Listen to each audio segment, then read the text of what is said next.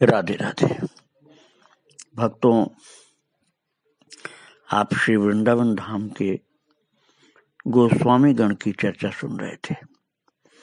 मैंने आपको बतलाया था गोस्वामी अर्थात इंद्रियों का जो स्वामी है, और 5 ज्ञानेंद्रिय 5 कर्मेंद्रियां जो हैं कुल मिला के 10, उन सब का जो बड़ा उनको गवर्न करने वाला जो है, अर्थात गवर्न करने वाली इंद्रिय जो है वो है मन। तो भगवान ने गीता जी के 10वें अध्याय में कहा है, अपनी विभूति का वर्णन करते हुए, इंद्रियाणाम मनश्चास्मि, इंद्रियों में मन मैं हूँ। अर्थात मन जो है वो भगवत विभूति है, इंद्रियों में मन भगवत विभूति है। तो जो मन को भी अपने वश में कर ले, मन का जो स्वामी हो जाए, मन का जो स्वामी हो जाए, मन के द्वारा जो विचलित होता रहे वो नहीं, मन को अपने पूर्ण रूप से संयम में रख सके, वो गोस्वामी होता है। तो गोस्वामी की बात मैं कर रहा था, जैसे तुलसीदास जी को भी गोस्वामी कहा गया, जबकि वो एक कोई गोस्वामी जाति के नहीं थे। तुलसीदास जी वो आत्माराम दुबे के पुत्र थे। तो तुलसीदास जी महाराज विरक्त जब हुए तो रामानंद संप्रदाय में दीक्षा उनकी हुई थी, भगवान रामानंद के शिष्य थे। तो गोस्वामी जाति में नहीं थे, गोस्वामी तुलसीदास जी नाम प्रसिद्ध है उनका। तो ऐसे ही गोस्वामी को जो चर्चा मैं कर रहा हूँ, इनको आप जाति से नहीं जोड़िएगा, इनको इनके गुण से जोड़िएगा। तो मैंने रूप गोस्वामी, सनातन गोस्वामी की चर्चा सुनाई थी। अब मैं आपको जीव गोस्वामी के विषय में थोड़ा बताऊंगा। ये जीव गोस्वामी जो थे, अनूप के तनय थे, रूप सनातन के भाई के, रूप सनातन के भाई अनूप जी, उनके बेटे थे जीव गोस्वामी। बहुत ही विरक्त थे और ये आजन्म ब्रह्मचारी रहे। और महाराज ऐसा उत्कट वैराग्य था कि ये तो स्त्रियों का दर्शन भी नहीं करते थे। और पिता के वैकुंठवास हो जाने के बाद फिर दोनों ताऊओं के गृह त्यागी विरागी बन जाने पर, दोनों ताऊ कौन? रूप गोस्वामी और सनातन गोस्वामी, ये दोनों इनके ताऊ थे। ताऊ का मतलब पिताजी से बड़े भाई। उनके विरागी बन जाने के बाद फिर इनको भी अपने पथ का अनुसरण करने का मन हो गया कि जैसे ताऊ जी लोग संत हो गए विरक्त, ऐसे हम भी हो जाएंगे। तो ये सब कुछ छोड़ छाड़ करके वृंदावन में आकर के महाराज बस अपने ताऊ लोग जो पिताजी के बड़े भाई थे उनका अनुसरण किया और शास्त्र चिंतन, भगवत भजन, भगवान नाम कीर्तन में लग गए। और ये अपने टाइम के बहुत बड़े विद्वान थे जीव गोस्वामी, बहुत महान धुरंधर विद्वान थे। अत्यंत ही प्रकांड पांडित्य था इनका। और ब्रज मंडल में इनकी बहुत प्रतिष्ठा थी। देवताओं को भी दुर्लभ जो ब्रज की भूमि है, इसका त्याग करके कहीं भी किसी कार्य से नहीं गए थे, जाते ही नहीं थे। कितना ही कोई आग्रह करे, नहीं जाते थे। कहा जाता है कि एक बार बादशाह अकबर ने बहुत आग्रह किया और आगरा बुलाया था। तो इनकी आज्ञा थी कि मैं उसी दिन वापस वृंदावन आ जाऊंगा, मैं आगरा में रुकूंगा नहीं। तो इतनी तेज घोड़ा गाड़ी में बैठा के इनको ले जाया गया कि रात में ही वृंदावन पहुंचा दिया गया। ये आगरा में रुके नहीं। उस समय ट्रेन तो चलती नहीं थी, बस ट्रेन नहीं थी। तो घोड़ा गाड़ी इतनी तेज थी कि वृंदावन से ले जा करके आगरा से वापस वृंदावन उसी दिन ला करके शाम तक पहुंचा दिया। और महाराज एक बार कोई दिग्विजयी पंडित दिग्विजय की इच्छा से वृंदावन में आया तो रूप तथा सनातन जी उससे बिना शास्त्रार्थ किए ही विजय पत्र लिख दिए, क्योंकि वो सोचते थे कि वादो नावलंबे अर्थात शास्त्र के वाद विवाद में नहीं पढ़ना चाहिए, इससे भक्ति में बाधा पड़ती है। लेकिन जीव गोस्वामी उनसे भिड़ गए उस शास्त्रार्थ महारथी से और उसको परास्त कर दिया। तो इस समाचार को सुनकर के रूप गोस्वामी ने डांटा और यहाँ तक कह दिया जो वैष्णव दूसरों को मान नहीं देना चाहता वो सच्चा वैष्णव नहीं। हमें जय पराजय से क्या मतलब है? तुम जय की इच्छा से उससे भिड़ गए, इसलिए अब हमारे सामने मत आना। इससे इनको बड़ा दुख हुआ और ये अनशन करके यमुना जी किनारे जा बैठे। और महाराज जब सनातन जी ने समाचार सुना तो उन्होंने रूप गोस्वामी से आकर पूछा, वैष्णवों को जीव के ऊपर दया करनी चाहिए या नहीं करनी चाहिए? तो रूप जी ने कहा, ये तो सर्वसम्मत सिद्धांत है, जीवे दया, वैष्णव को जीव मात्र के प्रति दया करनी चाहिए। तो बस इतना सुनते ही सनातन जी ने जीव गोस्वामी को उनके पैरों में पड़ने का संकेत किया और कहा, देखो ये जीव है, इसके ऊपर दया करो। और जीव गोस्वामी चरणों में पड़े रूप जी के और अपने अपराध को स्मरण करके बालक की तरह से रोने लगे। रूप का हृदय भर आया, उन्होंने हृदय से लगाया और उनके अपराध को क्षमा कर दिया। जीव गोस्वामी ने बड़ा प्रायश्चित किया था, सूखा आटा कच्चा घोल के पीते थे, बीमार पड़ गए थे। सनातन जी की कृपा से जीव गोस्वामी को रूप जी ने क्षमा कर दिया। बहुत बड़ी बड़ी कथाएं हैं, मैं सारी कथाओं को नहीं सुना रहा हूं। और ये भी कथा प्रसिद्ध है कि परम भक्ता मीराबाई जी जब वृंदावन आई थी तो उस समय श्री वृंदावन धाम में सबसे प्रसिद्ध संत थे जीव गोस्वामी और एकांत में वास करते थे। स्त्रियों को इनके आश्रम में जाने की मनाही थी।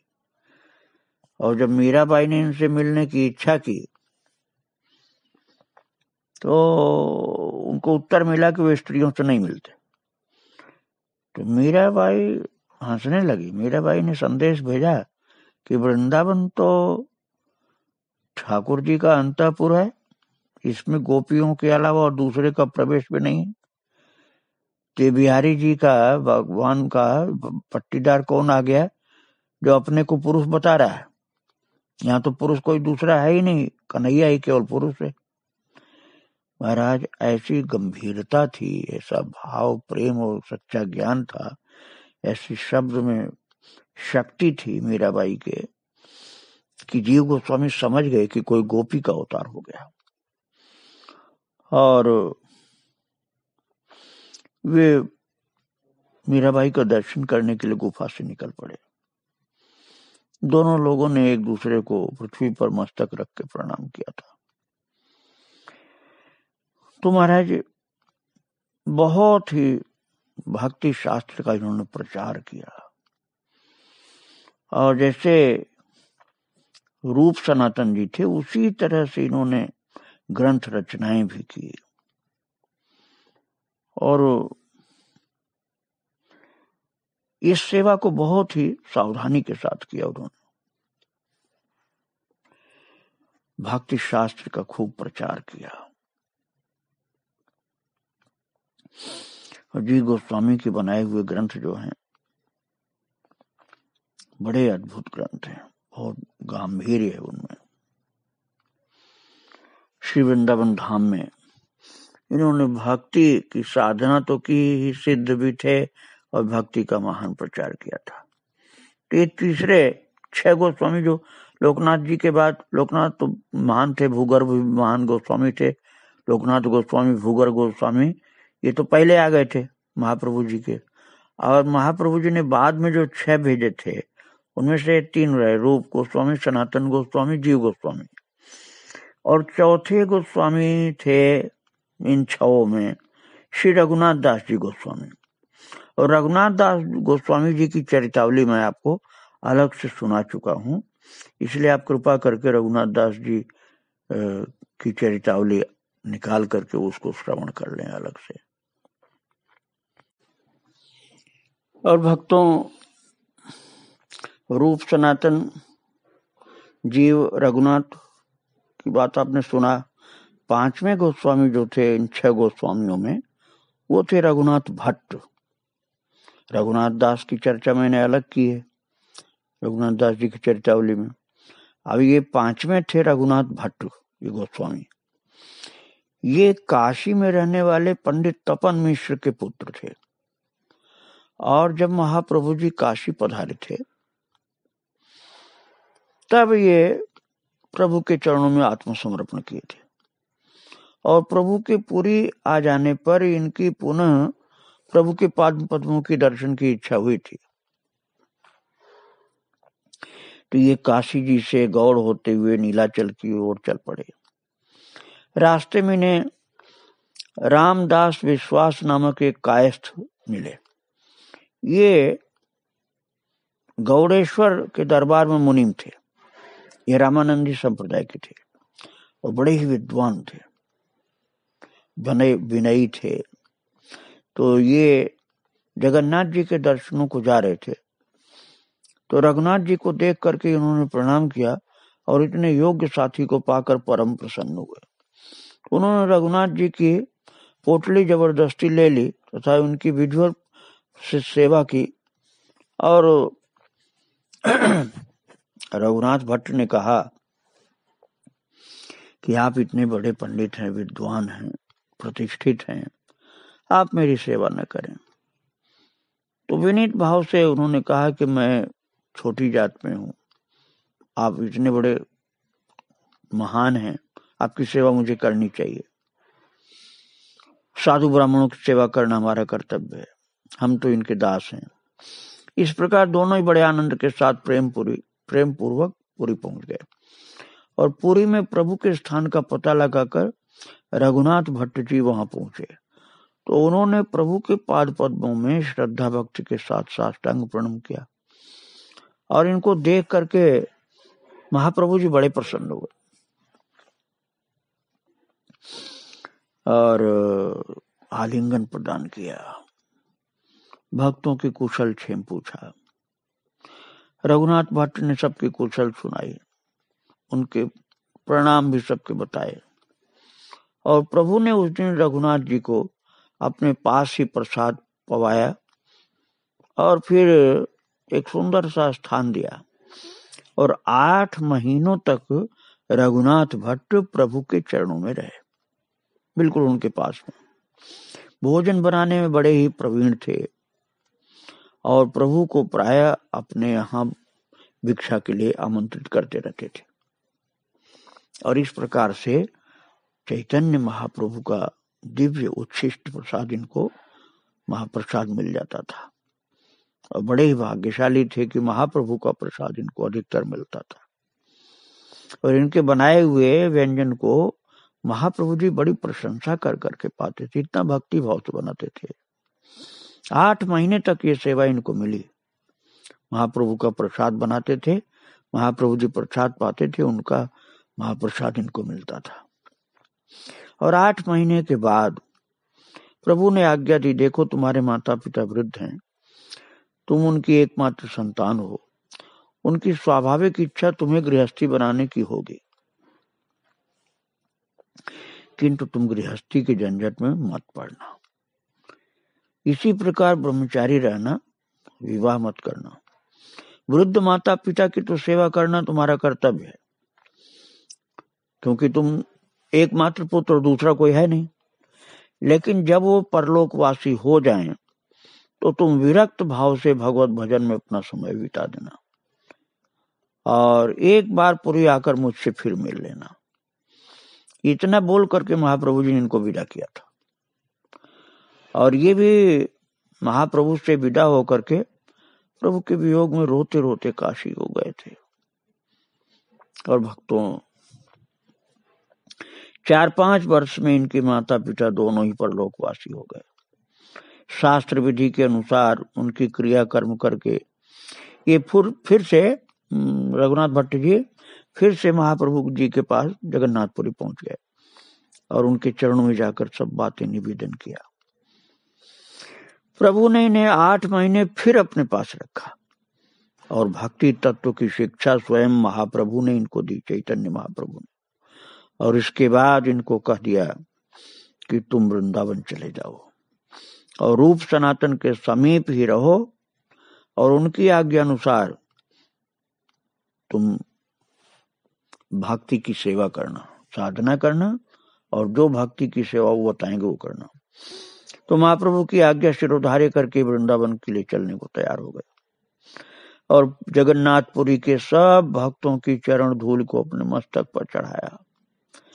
तब ये हाथ जोड़े हुए महाप्रभु के समीप खड़े हुए। महाप्रभु ने इनको बार बार आलिंगन प्रदान किया और जगन्नाथ भगवान की प्रसादी महाराज बहुत बड़ी माला तुलसी की दी, पान का प्रसाद दिया और महाप्रभु की दी हुई प्रसादी को श्रद्धा पूर्वक मस्तक पर चढ़ाया और डबडबाई हुई आंखों से पृथ्वी को देखते हुए खड़े रहे। बड़ा भाव था इनका। प्रभु ने इनको उपदेश किया, देखो वृंदावन की पवित्र भूमि को त्याग कर कहीं अन्यत्र नहीं जाना, वैराग्य युक्त होकर के निरंतर भागवत का पाठ करना और नाम जप करना, रूप सनातन को अपने से बड़ा समझना, जो कुछ शंका हो उनसे पूछना, निरंतर नाम जप करना, भगवान कृष्ण की कृपा तुम्हारे ऊपर होगी। अच्छा आशीर्वाद दिया महाप्रभु जी ने और मंगलमय भगवान तुम्हारा मंगल करें, तुम्हें शीघ्र ही कृष्ण प्रेम की प्राप्ति हो। अब जाओ सभी वृंदावनवासी भक्तों को मेरा स्मरण दिलाना। बड़े भाव से महाप्रभु जी ने रघुनाथ भट्ट को भी इस प्रकार से कह के वृंदावन भेजा। जगन्नाथपुरी से वृंदावन धाम के लिए वो चल पड़े और जब वृंदावन आए तो रूप सनातन दोनों भाइयों ने उनका बड़ा सत्कार किया, अपने पास ही रखा। रूप गोस्वामी की सत्संग सभा में भागवत का पाठ करते थे। इनका गला बड़ा सुरीला था, भागवत के श्लोकों को बहुत सुंदर ढंग से गाते थे और रोने लग जाते थे भक्तों। एक ही श्लोक को कई कई प्रकार से गाते और रोते, जोर जोर से रोने लग जाते प्रभु की लीला को स्मरण करके। प्रेम बहुत अद्भुत था इनका। श्री वृंदावन बिहारी के प्रेम में छके रहते थे, हृदय में प्रभु का ध्यान करते थे, जीवा से हरि रस का पान करते थे, साधुओं का सत्संग और महाराज बड़ा ब्रह्मचर्य युक्त जीवन था इनका। बहुत ही साधनामय जीवन था, बहुत भक्ति थी रघुनाथ भट्ट जी के अंदर। शरीर को नाशवान देखते थे, कभी शरीर के प्रति अहंकार नहीं आता था, वैराग्य प्रखर था, भक्ति प्रखर थी। किसी आकर्षण में, संसार के आकर्षण में आकर्षित नहीं होते थे और जीवन में कोई आकर्षण इनको खींच नहीं पाया। अखंड भक्ति में सावधानी के साथ लगे रहे और श्री वृंदावन धाम में ही अंत में शरीर छोड़कर भगवत धाम को प्राप्त किया था। ऐसे महान थे रघुनाथ भट्ट, उनके चरणों में प्रणाम। भक्तों, जिन 6 गोस्वामियों की चर्चा की जाती है उसमें छठे गोस्वामी थे श्री गोपाल भट्ट जी। ये रंग क्षेत्र निवासी वेंकट भट्ट के पुत्र थे और पिता के परलोक गमन के अनंतर वृंदावन वास करने के लिए चले। दक्षिण यात्रा में जब ये छोटे से, तभी महाप्रभु ने इनके यहाँ आकर के दर्शन दिया था, चातुर्मास व्यतीत किया था। इसके बाद इनकी फिर महाप्रभु से भेंट नहीं हुई। बस दक्षिण भारत की यात्रा में ही महाप्रभु ने इनको दर्शन दिया और भेंट हुई थी। और इनके आगमन का समाचार सुनकर के रूप सनातन जी ने बहुत ही प्रसन्नता के साथ पत्र लिख करके महाप्रभु के पास भेजा। तो महाप्रभु जी ने भी पत्र लिखा रूप सनातन के पास और कहा कि इनको अपने पास स्नेह से रखना और अपना सगा भाई समझना। तो पहले तो पत्र लिखा रूप सनातन ने महाप्रभु के लिए, फिर महाप्रभु का पत्र जब आ गया तो रूप सनातन, पहले उन्होंने पत्र लिखा था कि ये गोपाल भट्ट आए हैं दक्षिण भारत से, तो महाप्रभु जी ने लिखा कि इनको अपना सगा भाई समझना। और महाप्रभु ने अपने बैठने का आसन और डोरी इनके लिए भेजी थी, दोनों प्रसाद। और प्रसाद क्या है, महान अमूल्य वस्तु थी प्रसाद की। इनको पा करके गोपाल भट्ट जी बड़े प्रसन्न हुए। ध्यान के समय प्रभु की प्रसादी डोरी को सिर पर धारण करके भजन करते थे। आसन, बैठने का आसन जो महाप्रभु का था उसकी पूजा करते थे, उस पर बैठते नहीं थे, उसकी पूजा करते थे। और ये राधा रमण जी इनके उपास्य देव थे। मैं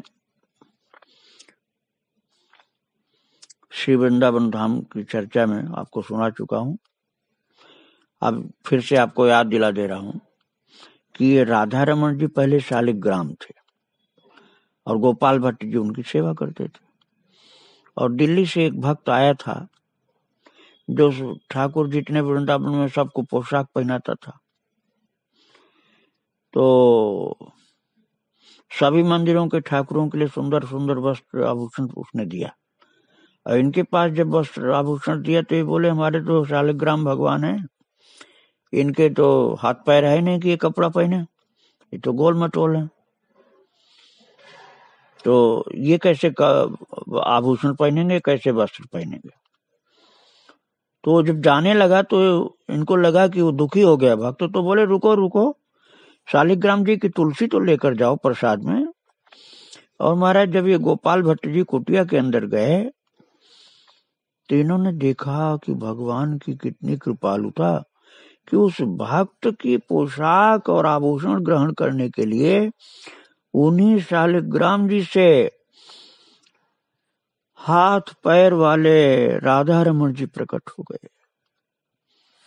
शालिग्राम जी से मुरलीधारी श्याम सुंदर बन गए। गोपाल भट्ट जी बहुत प्रसन्न हुए। फिर उन्होंने वस्त्राभूषण जो भक्त लाए थे वो पहनाया, भक्ति भाव से स्तुति की। राधा रमण जी का मंदिर बना भक्तों। और श्रीनिवासाचार्य जी इन्हीं के शिष्य थे, जिनकी चरितावली में आपको पहले सुना चुका हूं। और इनके मंदिर के पुजारी गोपाल नाथ दास जी भी इन्हीं के शिष्य थे। और इनके परलोक गमन के पश्चात गोपाल नाथ दास जी उस गद्दी के अधिकारी हुए। और गोपाल नाथ दास जी के शिष्य श्री गोपीनाथ दास जी ने अपने छोटे भाई दामोदर दास जी को शिष्य बनाकर उनसे विवाह करने के लिए कर दिया था। तो वर्तमान श्री राधा रमण के गोस्वामी गण जो हैं, इन्हीं दामोदर दास जी के वंशज हैं। और वृंदावन में राधा रमण की वही मनोहर मूर्ति आज भी राधा रमण मंदिर में विराजमान है और उनका अद्भुत अलौकिक प्रभाव है। और महाराज आज भी वो राधा रमण भगवान गोपाल भट्ट के जो आराध्य थे, मंदिर में विराजमान होकर के भक्तों के ऊपर कृपा करते रहते हैं। ये 6वें गोस्वामी थे गोपाल भट्ट जी, और उनके चरणों में बारंबार प्रणाम। तो इन सब गोस्वामियों के ऊपर महाप्रभु की पूर्ण कृपा थी। महाप्रभु जी के चरणों में प्रणाम। श्री राधे राधे। जय श्री राधे।